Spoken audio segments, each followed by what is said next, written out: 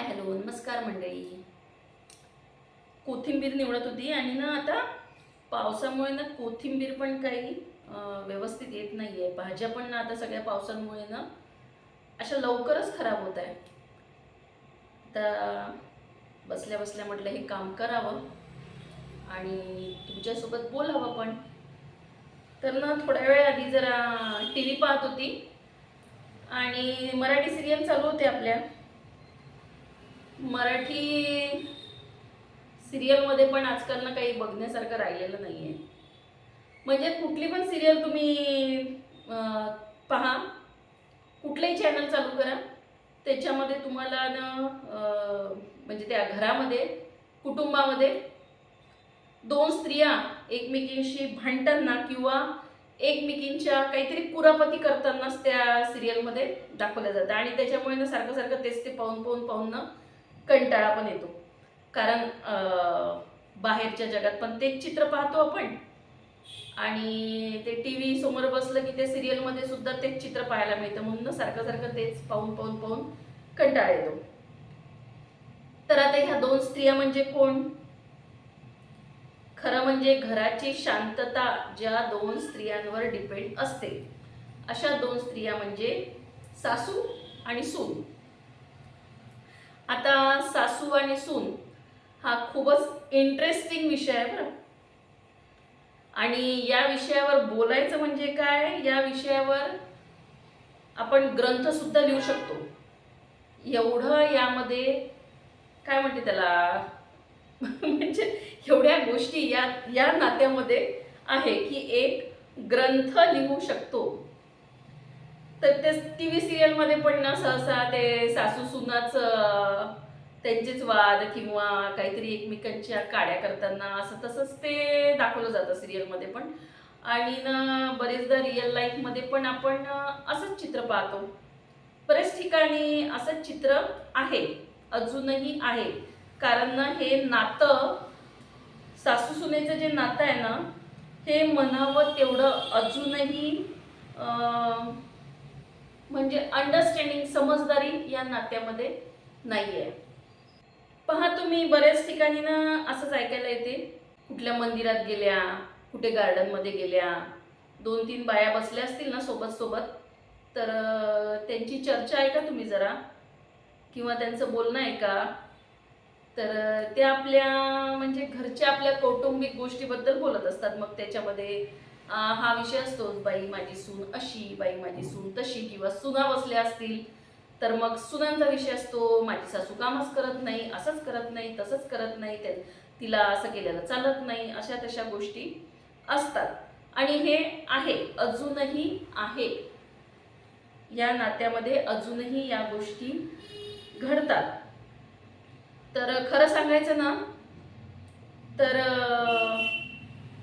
ते काय म्हणतो आपण, दात आहे तर चणे नाही आणि चणे आहे तर दात नाही, असा तो विषय आहे. म्हणजे काही घरामध्ये सासू चांगले आहेत तर सुना चांगल्या नाहीत, आणि जिथे सुना चांगले आहेत तिथे सासूबाईंचं वागणं काहीतरी वेगळं आहे, अशी गोष्ट आहे ती.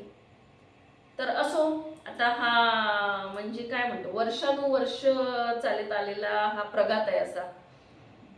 आणि हे कधीही न संपणारं, म्हणजे ह्या नात्यामधलं जे काय म्हणू शकतो आपण, या नात्यामध्ये असणारे जे मतभेद आहे हे असेच वर्षानुवर्ष चालत आलेले आहे आणि पुढे सुद्धा चालत राहील असं वाटते. पण असं प्रत्येकच घरामध्ये नाही. काही ठिकाणी जर व्यक्ती समजदार असतील ना, दोन्ही व्यक्ती समजदार असतील ना, तर हे प्रश्न उद्भवत नाही. म्हणजे अशा गोष्टी येतच नाही. एकमेकांना समजून घेतलं, ॲडजस्टमेंट करून घेतली ना, तर अशा गोष्टी येतच नाही. आता माहिती आहे का, खरे म्हणजे कुठनं सुरुवात होते या गोष्टीची? एक तर काय, त्या सासूबाईंनी आपला मुलगा एवढ्या वर्षापर्यंत त्या मुलाची त्यांनी काळजी घेतलेली असते, त्याला सांभाळलेलं असते. आणि मग अचानक एक दुसरी व्यक्ती त्याच्या आयुष्यामध्ये जेव्हा येते, तर थोडंफार तिला अनसिक्युअर फील होऊ शकते सासूबाईला. म्हणजे अनसिक्युअर नाही म्हणू शकत आपण त्याला, पण एक कोणीतरी त्या मुलावर हक्क गाजवणारी दुसरी व्यक्ती आलेली असते, त्याच्यामुळे तिला थोडा तिचा अधिकार त्या मुलावर कमी झाल्यासारखा वाटतो. आणि मग कधी कधी जेव्हा आई समजा त्या मुलाला बोलत असेल किंवा काही म्हणत असेल तर ते त्याच्या बायकोला पटत नाही किंवा आवडत नाही. मग तिथून हे सगळं सुरू होते.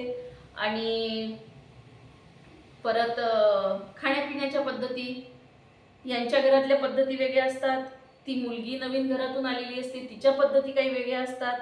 मग तिथे सुरू होते माझ्या माहेरी असंच करतात, मला अशीच सवय आहे. आणि सासूबाई म्हणतात की आमच्या घरी सगळ्यांना असंच आवडते, मी याच पद्धतीने करते. तर ह्या ठिणगी पडण्याच्या गोष्टी बरं, म्हणजे सुरुवात कुठून होऊ शकते, म्हणजे कुठे कुठे हे होऊ शकते, वाद होऊ शकतात. परत बऱ्याच मुली अशा असतात ना की त्या सासरच्या मंडळींना त्या किंमतच देत नाही, किंवा सासरचे पाहुणे आले तर त्यांच्याशी त्या नीट बोलणार नाही, वागणार नाही किंवा उठणार नाही, काही करणार नाही. आणि तेच त्यांच्या माहेरचे लोक, तिच्या माहेरचे लोक आले की तिला एक वेगळी स्फूर्ती तिच्यामध्ये येते. माहेरचे लोक आले की मग तिला काम करायला उत्साह येतो, पटापट कामं होतात, सकाळी लवकर उठल्या जाते. आणि हेच जर सासरचे कोणी येत असेल तर त्या सुनबाईला तेवढा उत्साह नसतो त्या लोकांमध्ये, किंवा त्यांचं करण्यामध्ये तिला उत्साह नसतो जेवढा तिच्या माहेरचे लोक करण्यामध्ये, माहेरच्या लोकांसाठी करण्यामध्ये असतो. तर हे सुद्धा एक कारण आहे. परत कामावरून तर भरपूर वाद होतात, कामासाठी भरपूर वाद होतात. त्या सासूबाईच्या काही अपेक्षा असतात की हिने असं करावं तसं करावं, सूनबाईच्या वेगळ्याच अपेक्षा असतात की मला वेळ नाही आहे, मला असं करावं लागते तसं करावं लागते, माझ्या सासूने हे काम करून घ्यावं ते काम करून घ्यावं. तर असे हे विषय असतात. आणि आता फोनमुळे ना पण इतक्या सुविधा झाल्या आहे ना की इकडे सासरी काही घडलं, सासू काही बोलली, नवरा काही बोलला की लगेच मुली आपल्या माहेरी फोन करून, आपल्या आईला फोन करून लगेच सासरची वार्ता माहेरी कळवतात. यामुळे पण ना पुष्कळ वेळा घरामध्ये ठिणगी पडते. खरं तर आपल्या सासरच्या गोष्टी लगेचच म्हणजे एवढे इन्स्टंट सांगण्याची काही आवश्यकता नसते.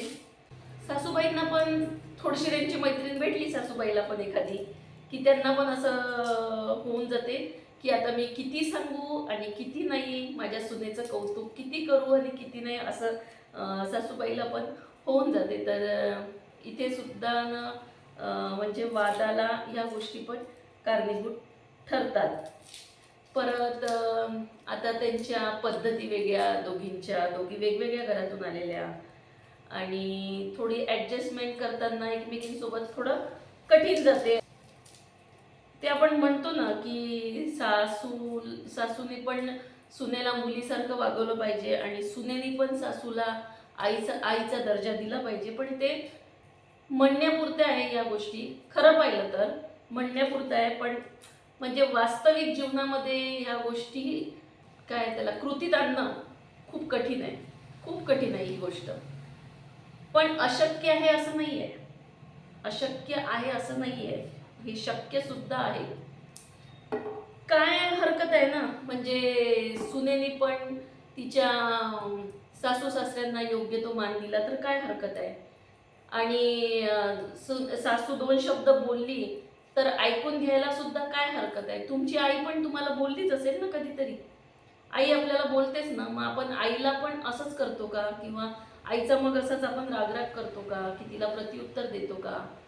आई आपल्याला बोलली तरी आपण लगेच तिच्यासोबत आज थोड्या वेळापुरतं तेवढं आपल्याला तिचा राग येईल, वाईट वाटेल, पण आपण लगेच आईला आई आई करत जातो ना.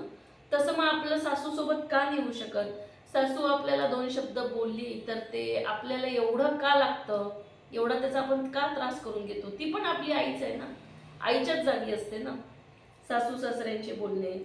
चला ते तुम्हाला खूपच म्हणजे खूप जास्त त्रास होत असेल, तुम्हाला शारीरिक त्रास देत असेल तर गोष्ट वेगळी आहे की तुम्ही जर तिथे काही त्याला प्रत्युत्तर देता आहे किंवा तुम्ही तिथे काहीतरी अपोज करताय, ती गोष्ट वेगळी आहे.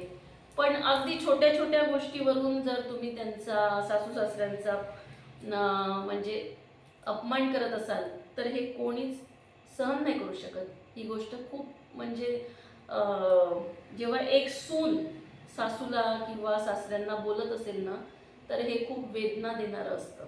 तर इथे जर सुद्धा आपण थोडी समजदारी घेतली, आपण वाद टाळू शकतो. सासू सुनेचे होणारे वाद टाळू शकतो. सुनेला कधी म्हटलं, कर बाई आज तुझ्या पद्धतीची भाजी कर, तू जशी करते तसं कर, आणि तिचं थोडं कौतुक केलं तर काहीच बिघडत नाही. आणि सुनेने सुद्धा असं म्हटलं की तुमच्या सासूबाईला की तुमच्या हातची ही भाजी छान होते, तर तेवढंच तिला पण छान वाटू शकतं ना. शेवटी सगळ्या गोष्टी काय आहे, आपल्या समजण्यावर आहे. आपण किती एकमेकींना समजून घेतो त्यावर त्या घराची शांतता टिकून असते. तर आता या विषयावर बोलायचं झालं ना तर खूप काही आपण बोलू शकतो, पण मी एवढंच म्हणजे वादाचे मुद्दे काय. आणि आणखी एक मुद्दा असा होतो की मुलांवरून, म्हणजे घरात जी छोटी मुलं बाळं असतील, आता सासूबाईचा एक अनुभव असतो, त्यांचा त्यावेळेचा त्यांनी तो घेतलेला अनुभव असतो, आणि आताची सून आत्ताच्या म्हणण्याप्रमाणे वागत असते, आत्ताचे जे जग चालत आहे त्याप्रमाणे ती चालत असते. आता उदाहरण द्यायचं झालं तर पूर्वीच्या काही डोळ्यात काजळ घालायचे, घरी काजळ बनवून मुलांच्या डोळ्यामध्ये काजळ घालायचे, पण हल्ली डॉक्टर सांगतात की मुलांना काजळ लावायचं नाही. मग सासूबाईचं असते की काही हरकत नाही, घरचं केलं घरचं लावलं तर काही हरकत नाही, पण ती सुनबाई नाही, डॉक्टर म्हणाले की नाही लावायचं काजळ तर नाही लावायचं. तर मग अशा पण गोष्टीमधनं ना, अशा छोट्या छोट्या गोष्टीमधनं पण थोडाफार मग तो वाद निर्माण होते. मग ती सासू म्हणते बाई सुनेला तर काही माझं पटतच नाही, मी सांगितलेलं ते पटतच नाही, आणि सूनबाई म्हणते माझी सासू अजूनही त्या जुन्याच गोष्टीचं अनुकरण करत आहे. अशा सगळ्या गोष्टी घडतात, असं होते. तर अशा गोष्टी आहे या. आता याच्यावर बोलायला लागलं तर खूप काही आहे. आता मी फक्त तुमच्या पुढे एवढेच मुद्दे मांडलेले आहे की कुठे वादाला सुरुवात होऊ शकते. अजून बऱ्याच गोष्टी यामध्ये सांगण्यासाठी बऱ्याच गोष्टी आहे. मी मेन मुद्दे तुमच्या पुढे मांडलेले आहे की कुठे वादाला सुरुवात होऊ शकते सासू सुनेच्या नात्यामध्ये. तर असा हा विषय आहे, असा हा व्हिडिओ आहे. तुम्ही तुमच्या जीवनातले अनुभव पण शेअर करू शकतात. तुम्ही कोणाची सून असाल किंवा कोणाची सासू असाल तर तुम्हाला आलेले अनुभव तुम्ही मला कमेंट बॉक्समध्ये कळवू शकता. आणि नक्कीच यावर पुढचा व्हिडिओ की सासू सुनेच्या नात्यामध्ये कसा सामंजस्य साधायचं, किंवा एक मैत्रीपूर्ण नातं कसं आपण निर्माण करू शकतो, तर या विषयावर मी व्हिडिओ बनवण्याचा प्रयत्न करेन आणि तो तुमच्या पुढे सादर करेन. आणि जर तुम्हाला माझा हा व्हिडिओ आवडला असेल तर एक लाईक, शेअर आणि माझ्या चॅनलला सबस्क्राईब जरूर करा, की जेणेकरून तुम्हाला असेच पुढे आणखी नवीन व्हिडिओ पाहायला मिळतील. तर आता मी तुमची रजा घेते. धन्यवाद.